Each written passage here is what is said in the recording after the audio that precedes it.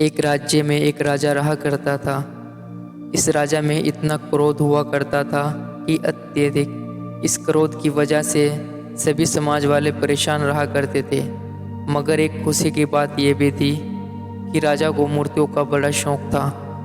इतना शौक कि राजा के महल में ही अलग अलग तरह की मूर्तियां रखी हुई थी, जिनको नगर के प्रसिद्ध मूर्तिकारों ने बनाया हुआ था। इसी तरह तैयार की गई मूर्तियां महल में सैकड़ों के हिसाब से रखी हुई थी।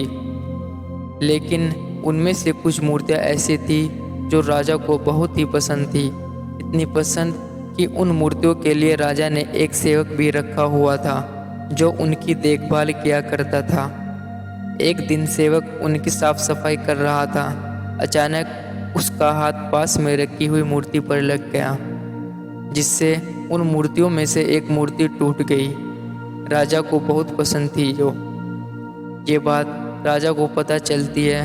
राजा गुस्से से झिलमिला उठे तो राजा ने तुरंत सेवक को मौत की सजा सुना दी। मौत की खबर सेवक सुनते ही सोच में पड़ गया कि आखिर मूर्ति की वजह से मुझे मौत की सजा सुना दी राजा साहब ने। सेवक ये बात बैठकर सोच रहा था, तभी उसके मन में एक विचार आया कि मूर्ति टूटने पर मौत की सजा है। अगर किसी और से भी टूट गई तो उसको भी मौत की सजा सुना दी जाएगी। तो सेवक महल में गया और राजा की जितनी भी शानदार मूर्ति थी वो सारी तोड़ देता है। राजा को ये बात फिर पता चलती है, लेकिन इस बार राजा सोचने पड़ गया कि चलो एक मूर्ति टूट गई थी, सारी मूर्ति तोड़ने का क्या मामला है। सेवक ने कहा, महाराज मूर्तियाँ तो मिट्टी की थी, कभी ना कभी तो वो टूटती ही। यदि किसी और सेवक के हाथ से टूट जाती तो उसे भी मौत की सज़ा मिलती। इसलिए मैंने बाकी सेवकों की जान बचाने के लिए बाकी मूर्तियाँ भी तोड़ दी।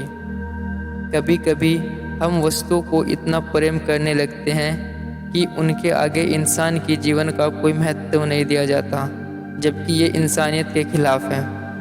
सेवक की ये बात सुनकर राजा की आंखों में आंसू आ गए और राजा ने सेवक को क्षमा कर दिया।